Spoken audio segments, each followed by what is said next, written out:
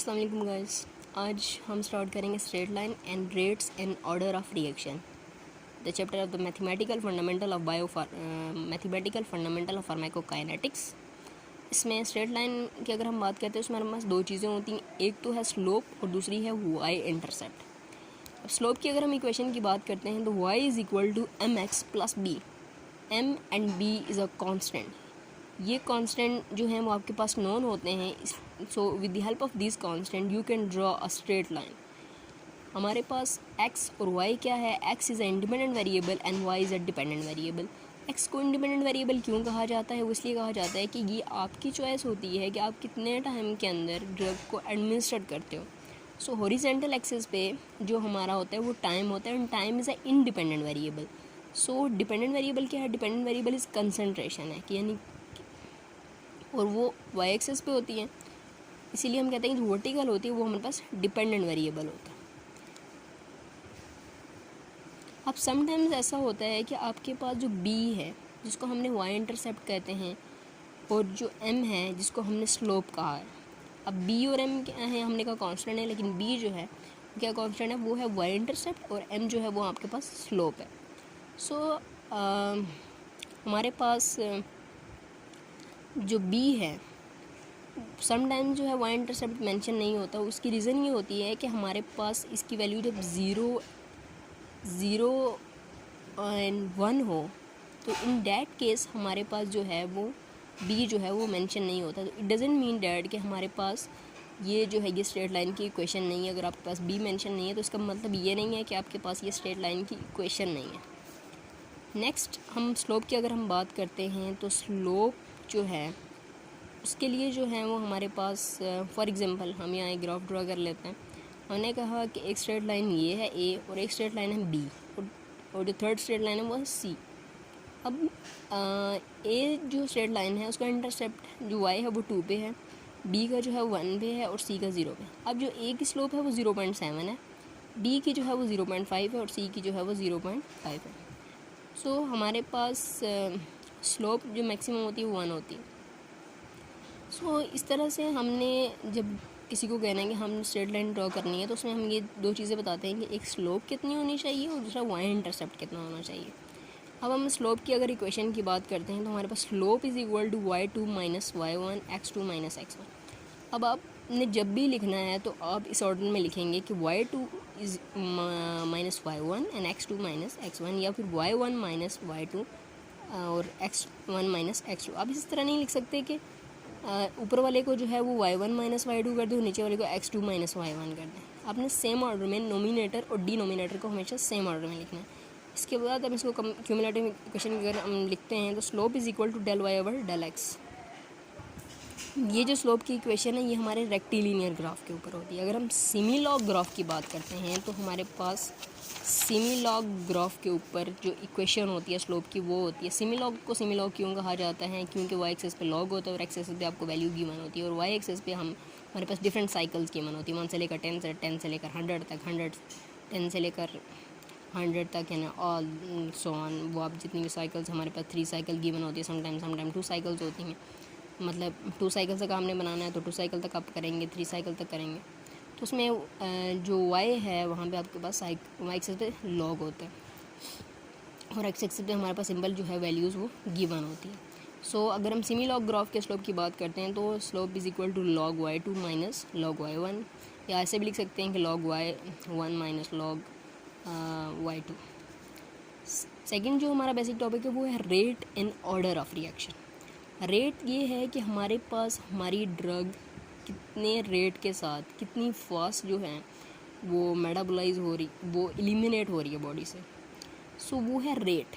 Order of reaction क्या है कि ऑर्डर ऑफ रिएक्शन ये है कि कितने आपके मालिक्यूल जो हैं वो पार्टिसिपेट कर रहे हैं और कितने मालिक्यूल जो हैं वो आपके पास पार्टिसिपेट कर रहे हैं रेट के अंदर। मतलब ऑर्डर के अंदर आपके पास कितने मालिक्यूल जो हैं वो पार्टिसिपेट कर रहे हैं जो आपके रेट ऑफ रिएक्शन को इफ़ेक्ट कर रहे हैं। तो वो हमारे पास है ऑर्डर में हमारे पास हम ये देखते हैं कि कितने मालिक्यूल आपके पास पार्टिसिपेट कर रहे हैं। फॉर एग्जांपल हमारे पास है एक ड्रग ए है और इसकी जो प्रोडक्ट है उसको हमने पी कह दिया।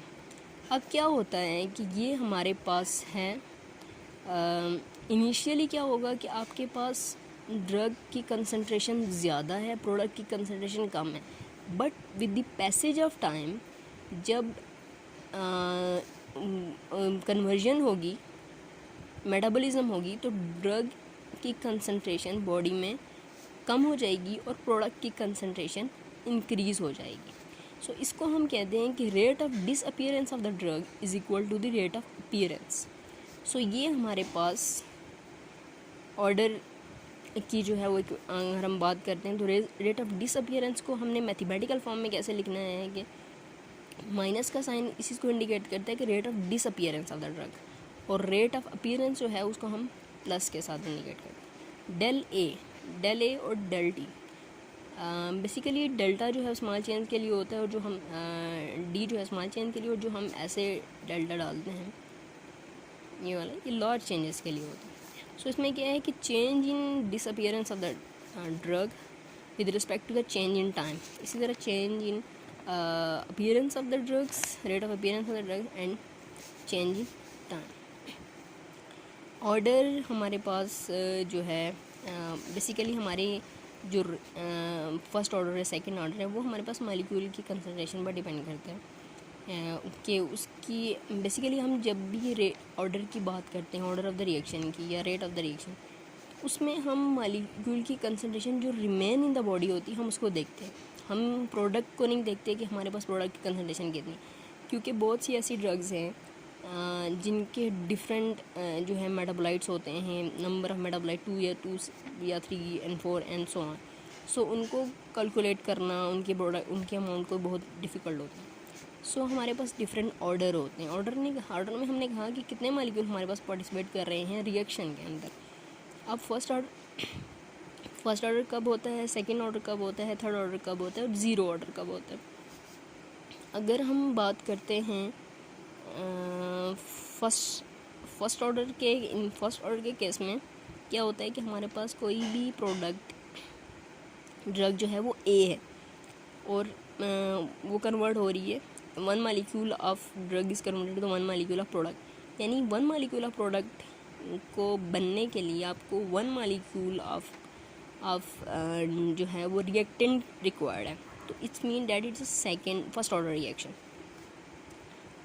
अगर हमारे पास 2 मालिक्यूल्स ऑफ रिएक्टेंट आपको रिक्वायर्ड हैं for making the one molecule of product, तो it's mean that's a second order reaction. Zero order reaction कब होता है? ज़ीरो ऑर्डर रिएक्शन तब होता है जब हमारे पास जो है वो कंसंट्रेशन ऑफ द रिएक्टेंट जो है वो इफ़ेक्ट नहीं कर रही होती रेट ऑफ रिएक्शन को. कैसे? जब हमारे पास रिएक्टेंट जो है वो बल्क में होता है, बल्क क्वांटिटी में होता है, हम तो हमारे पास वो रेट ऑफ रिएक्शन को इफ़ेक्ट नहीं कर रही होती, यानी उसकी कंसंट्रेशन रिएक्टेंट की वो रेट ऑफ रिएक्शन को इफ़ेक्ट नहीं कर रही होती, तो वो इंडिपेंडेंट हो जाती. प्रोडक्ट की concentration it's mean that it's independent of the reactant concentration. So हम ये कह रहे हैं कि जो हमारे पास ज़ीरो ऑर्डर रिएक्शन वो कब होता है? वो तब होता है जब हमारे पास रिएक्टेंट की कंसंट्रेशन प्रोडक्ट जो बन रहा है वो प्रोडक्ट की कंसंट्रेशन रिएक्टेंट की कंसंट्रेशन पर डिपेंड नहीं कर रही होती. तो इन डैट केस हमारे पास ज़ीरो ऑर्डर रिएक्शन होता है. वो कब होता है? जब हमारे पास रिएक्टेंट बहुत ज़्यादा बल्क क्वांटिटी में प्रेजेंट होगा तो वो रेट ऑफ रिएक्शन को इफेक्ट नहीं कर रहा होता, या फिर हमारे पास जितनी रिएक्टेंट कंज्यूम हो रहा है उतनी हम ऐड कर देते हैं, रिप्लेस कर देते हैं.